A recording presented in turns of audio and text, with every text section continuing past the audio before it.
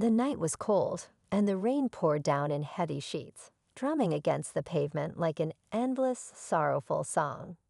The city lights flickered in the distance, but on this side of the street, darkness wrapped itself around everything, broken only by the occasional flash of lightning. A woman stood shivering at the grand entrance of a luxury mansion, her arms wrapped protectively around her two children. The little boy, no older than 6, clung to her leg, his tiny hands trembling from the cold. His sister, slightly older, leaned against her mother, their thin jackets soaked through, offering little defense against the icy wind. They had been walking for hours, searching for shelter, but every door had been shut in their faces. Now here they were, hoping, just for a moment, to escape the relentless storm under the cover of the massive stone archway that framed the entrance. Inside that mansion, behind the thick golden curtains, a man sat comfortably in his lavish living room, sipping a glass of the finest wine. He was a self-made millionaire, someone who had built his empire from nothing and took pride in his success. To the outside world, he was a symbol of hard work and determination. But to those who knew him personally, there was another side, one that cared little for anything beyond wealth and status. The moment he noticed the figures huddled outside his door, irritation flickered across his face. He set down his glass and marched toward the entrance, his expensive leather shoes clicking against the marble floor. As he swung open the door, the cold air rushed in, carrying the scent of rain and desperation. The woman took a step back instinctively, lowering her gaze, feeling the weight of judgment before he even spoke. "What do you think you're doing?" His voice was sharp, edged with annoyance. "I'm sorry, sir," she stammered, her voice barely above a whisper. "We were just trying to stay dry for a little while. We'll leave soon. Please, it's just for a moment." He looked at her, then at the children pressed against her sides. Their faces were pale, their eyes wide with exhaustion. But instead of sympathy, his irritation deepened. "This is private property," he said coldly. "You have no right to be here. I don't run a charity." The little boy tightened his grip on his mother's coat, his lower lip quivering. The girl tried to straighten up, as if she wanted to say something, but fear kept her silent. The mother swallowed hard, forcing herself to stand tall despite the shame burning in her chest. "I understand, sir," she said softly. "We will leave." She turned, gently guiding her children away, stepping back into the freezing rain. The wind howled around them, merciless and unforgiving. The girl glanced over her shoulder one last time, her eyes filled with something the millionaire couldn't quite place. Was it sadness, disappointment, or something deeper? For a brief moment, something inside him hesitated. A tiny, almost imperceptible crack in his hardened heart. But then, just as quickly as it came, it vanished. He shut the door without another word, locking the warmth of his world away from them. What he didn't know, what he never could have predicted, was that this single moment, this single act of turning his back, would set off a chain of events that would change his life forever. And by the time he realized it, it would be far too late. The heavy door slammed shut, sealing off the warmth and comfort of the mansion from the freezing night outside. The rain continued to pour, soaking the woman and her children within seconds. She pulled them close, whispering softly, "It's okay. We'll find somewhere." But even she wasn't sure where that would be. They moved slowly through the empty streets, the sound of their footsteps swallowed by the storm. The boy began to shiver violently, and his sister wiped raindrops from her face, pretending they weren't tears. Their mother knew they couldn't go on like this much longer. She had to find shelter anywhere. Finally, she spotted an old bus stop with a rusted bench, its roof barely holding against the wind. It wasn't much, but at least it was something. She led her children there, sitting them down and wrapping them in what little fabric she had. Just a little longer, she murmured, though she wasn't sure if she was comforting them or herself. Meanwhile, inside the mansion, the millionaire poured himself another drink, shaking off the slight discomfort he had felt earlier. He had done nothing wrong. This was his home, his property.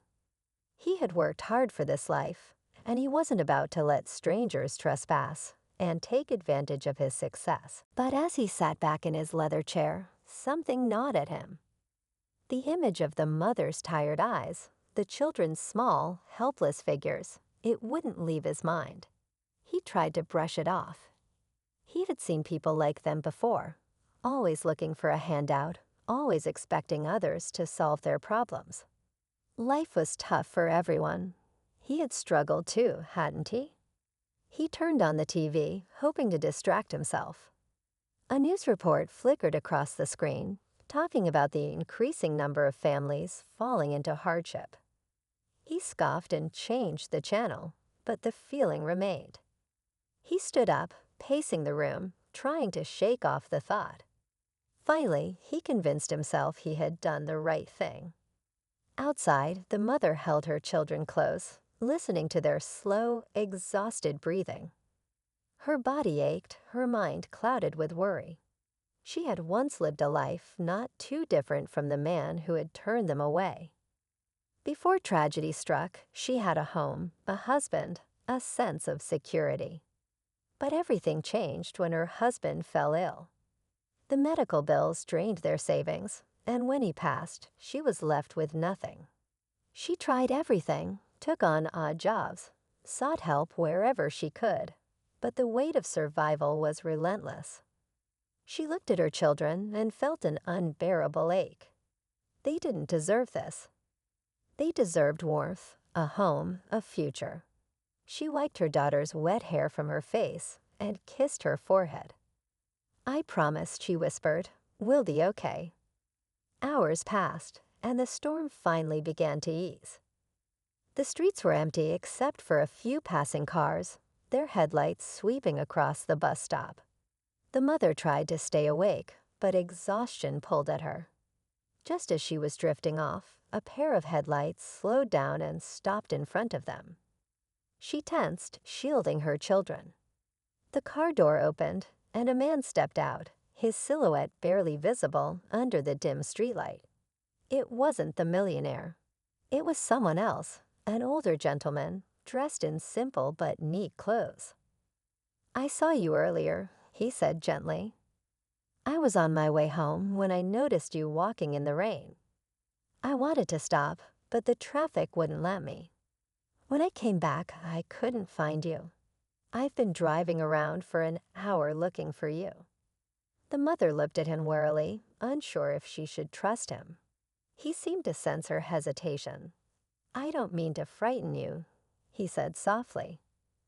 I know what it's like to have nowhere to go. A long time ago, I was in your place, and someone helped me." She looked into his eyes and saw kindness, not pity. Her instincts told her he was sincere. "I don't have much," he continued, "but I have a small shop just a few blocks away. There's an extra room in the back. It's warm, and you can stay the night. No strings attached." The mother hesitated, then glanced at her children. They were too exhausted to keep walking. She took a deep breath and nodded. "Thank you," she whispered. The man led them to his car, turning up the heat as they climbed in. The warmth wrapped around them like a long-lost embrace. The boy, barely able to keep his eyes open, mumbled, "Is this a dream?" His mother squeezed his hand, feeling a small flicker of hope for the first time in a long while. Back at the mansion, the millionaire had finally fallen asleep, unaware that his decision had set something in motion, something he would come to regret. Because fate has a way of bringing people back together. And sometimes the tables turn in ways no one ever expects. The small shop was dimly lit, with shelves stacked high with old books and handmade crafts.